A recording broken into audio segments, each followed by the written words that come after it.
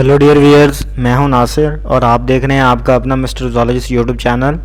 आए पढ़ें और आगे बढ़ें। आज हमारा टॉपिक है सिम्बियोसिस और उसके अंदर डिफरेंट जो उसकी टाइप्स हैं वो देखेंगे आज।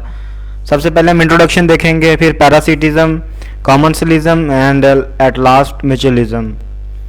सिम्बियोसिस की बात करें तो ये हमारे पास इंटर स्पेसिफिक इंटरेक्शन है बिटवीन स्पीशीज़, मतलब एक स्पीशी का दूसरी स्पीशी के साथ जो रिलेशनशिप है वो हमारे पास है।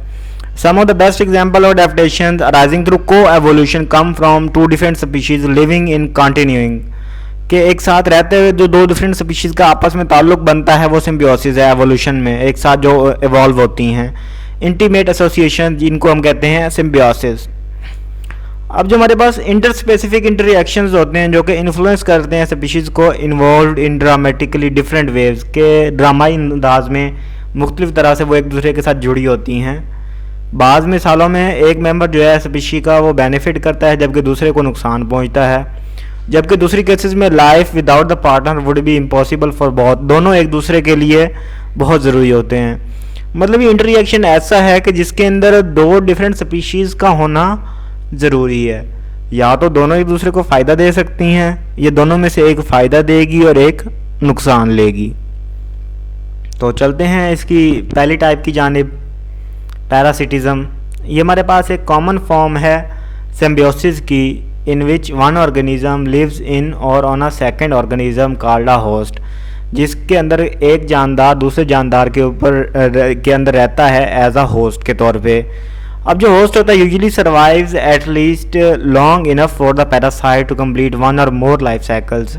कि अब जो ये होस्ट होता है, जो मेहमान होता है, वो कुछ अर्से के लिए रहता है जब तक वो अपना एक से ज़्यादा साइकिल पूरे नहीं कर सकता, क्योंकि पैरासाइट्स के अंदर मेटाबॉलिक मशीनरी या बायोसिंथेटिक मशीनरी एब्सेंट होती है। तो ये अपना जो रिप्रोडक्शन है ये ऑर्गेनिजम्स के ज़रिए पूरा करते हैं, उनके बायोसिंथेटिक मशीनरी को यूज़ करके। अब जो हमारे पास रिलेशनशिप्स है between a parasite and its host are often complex. ये बहुत ज़्यादा पेचीदा एक रिलेशनशिप है। बाज़ पैरासाइट्स जो हैं उनकी लाइफ हिस्ट्रीज़ वो अपने पूरे एक होस्ट के बजाय बहुत ज़्यादा होस्ट पे डिपेंड करते हैं कि पहला फेज़ किसी होस्ट पे होता है, सेकंड फेज़ लाइफ का किसी होस्ट पे और थर्ड फेज़ किसी और होस्ट पे। मतलब एक से ज़्यादा होस्ट पे डिपेंड करते हैं लाइफ साइकिल कंप्लीट होने के लिए। अब जो डेफिनेटिव या फिर फाइनल होस्ट होता है is the host that harbours the sexual stages of the parasite, कि जहाँ पे आके पैरासाइट्स ने सेक्सुअल स्टेजेस कंप्लीट करने होते हैं, मतलब माइटोसिस, मियोसिस और अपना लाइफ साइकिल एंड करना होता है, एडल्ट प्रोड्यूस करने होते हैं। अ fertile female in a definitive host may produce and release hundreds of thousands of eggs in its life time.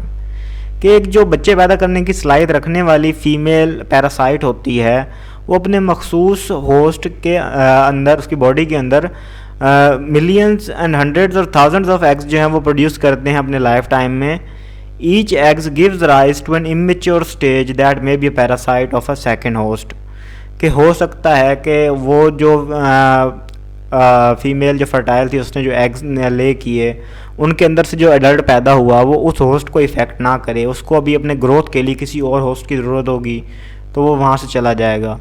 This second host is called an intermediate host, जिसके अंदर वो अपनी उम्र बलूगत को पहुँचेगा, अपने फर्टिलिटी में पहुँचेगा लाइफ में।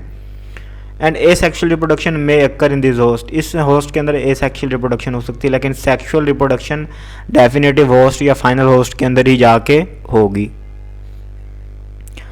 अब जो बाज़ लाइफ साइकिल्स होते हैं may have more than one intermediate host, कि उनके अंदर एक से ज़्यादा इंटरमीडिएट होस्ट हो सकते हैं जो कि पहले होस्ट के बाद आएंगे, 2 से 3, 4, 5 भी हो सकते हैं। And more than one immature stage, और एक से ज़्यादा इमेच्योर स्टेज भी हो सकते हैं। अभी वो फुली एडल्ट हो सकता है, एक इंटरमीडिएट में ना हो, दूसरे के अंदर भी हो सकता है इमेच्योर रहे। अब जो हमारे पास वो ये इस तरह के लाइफ साइकिल होते हैं उनको फाइनल होने के लिए the final immature stage must have access to a definitive host. कि अभी भी अगर वो इमेच्योर रह गया है तो उसको डेफिनेटिव होस्ट की ज़रूरत होगी मखसूस की, जहाँ पे जाके उसने माइटोसिस करके रिप्रोडक्शन करनी है फाइनल।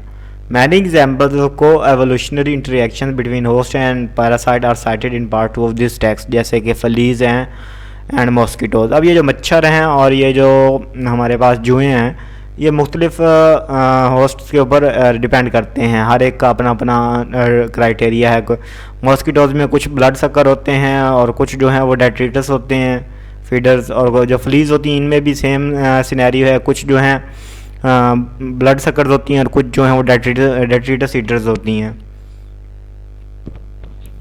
कॉमनसेलिज्म की बात की जाए तो हमारे पास सिम्बियोटिक रिलेशनशिप है जिसके अंदर एक मेंबर जो रिलेशनशिप का है वो बेनिफिट होता है, जबकि दूसरे को ना ही कोई मदद पहुंचती है ना ही कोई नुकसान पहुंचता है।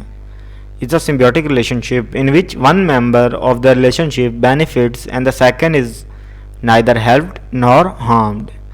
अब जो डिस्टिंक्शन है ना बिटवीन पैरासिटिज्म एंड कॉमनसेलिज्म, ये थोड़ी सी डिफ़िकल्ट हो जाती है to apply in natural situations. क्यों?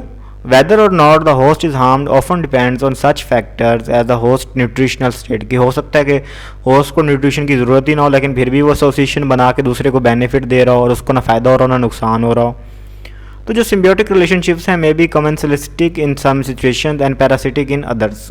के बाज़ औक़ात जो हमारे पास सिम्बियोटिक रिलेशनशिप हैं वो किसी वक्त तो कॉमनसेलिस्टिक होती हैं और वो किसी वक्त वो पैरासिटिक हो जाती हैं।